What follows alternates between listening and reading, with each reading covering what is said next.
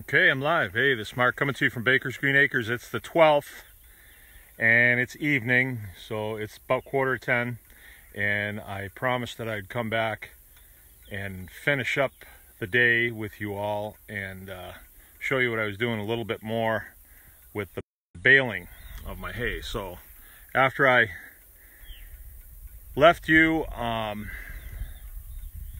had a few problems and it didn't go the way I thought it would, so I really didn't have time, the way things worked, to stop and pull my phone out of my pocket. And when I did, my phone was dead. So here's kind of what happened, and there's an interesting story here, I think.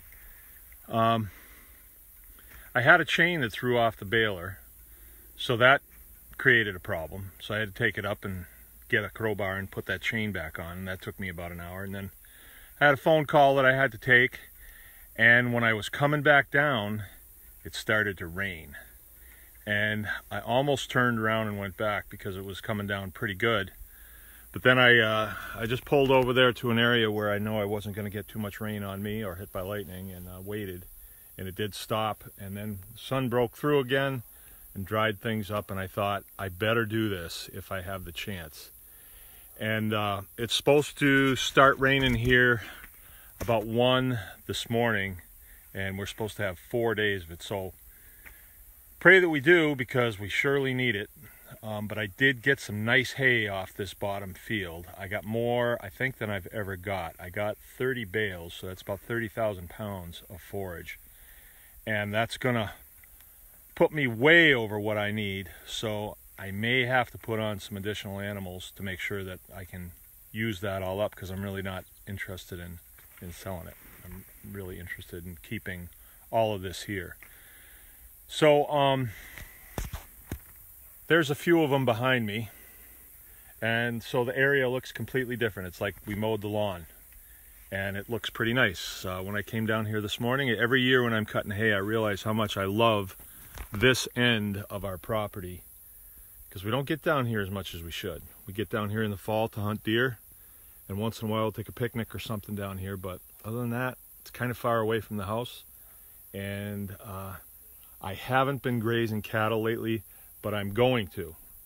So that will be the next group of videos that I want to start with, is grazing. And for the homesteader, you can't beat it, because you may not have land that you can cut hay, or you may not have the equipment to cut hay, or enough land to own the equipment and things like that.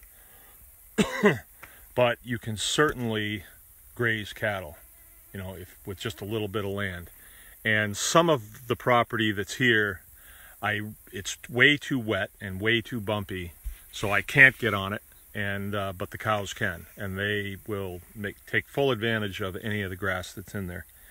So I have been feeding them a little of my old hay from last year, and we changed the property line here recently, so I have to change some fences in order to get them out where I want them to go.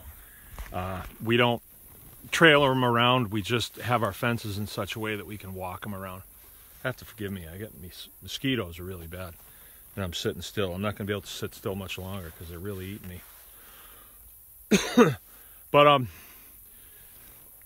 we were talking about this today, and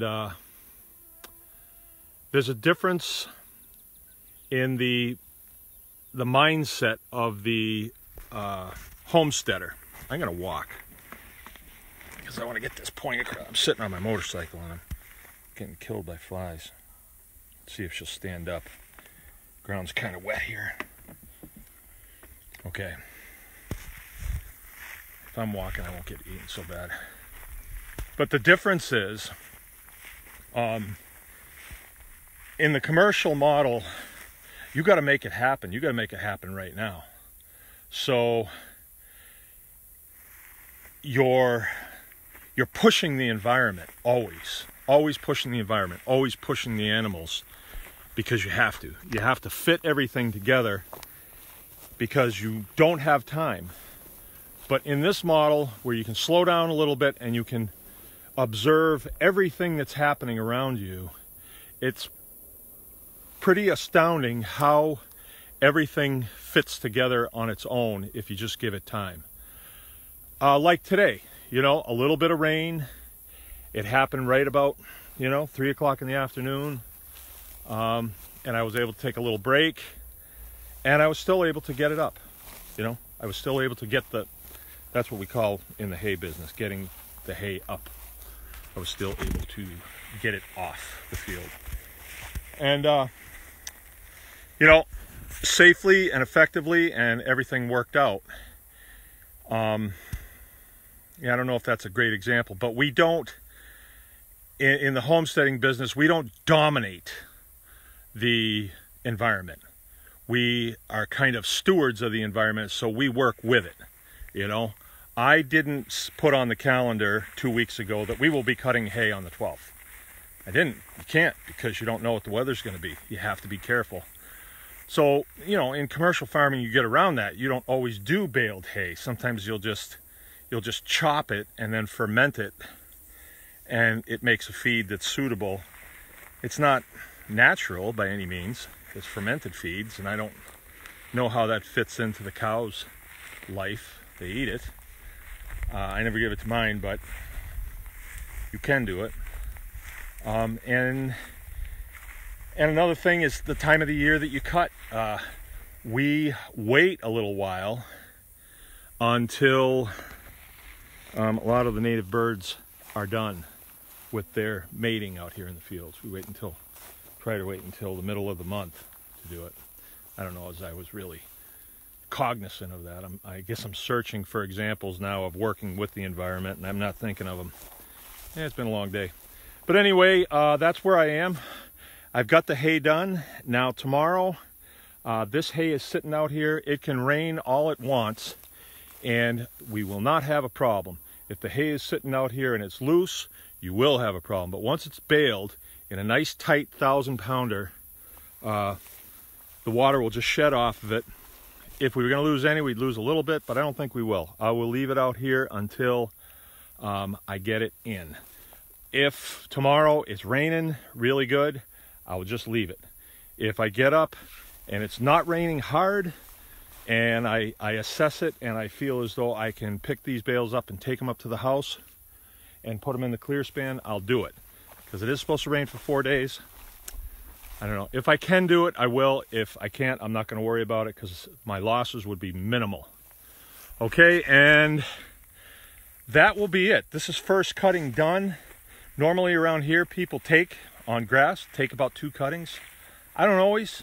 A lot of times I get what I need in my first cutting, and then I go on to other things, and then we graze the rest.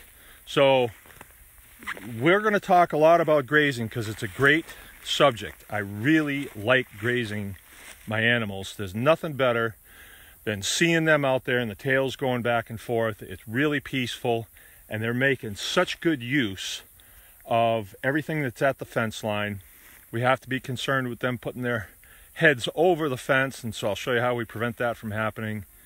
And then a lot of the riparian area, that's the bushy area, maybe a little swampy.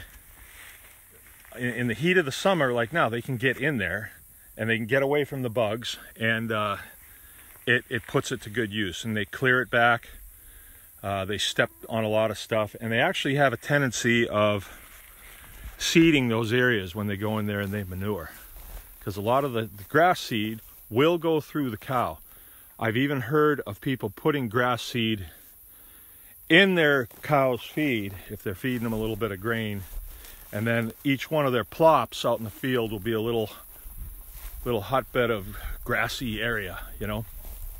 So anyway, we'll get into that, but I didn't want to leave you hanging, think that I got bound up in the baler. I was able to get back and do a video. It just doesn't have the content that I thought. But if we're able to do some more baling, I will try and get back and show that process a little bit more in depth.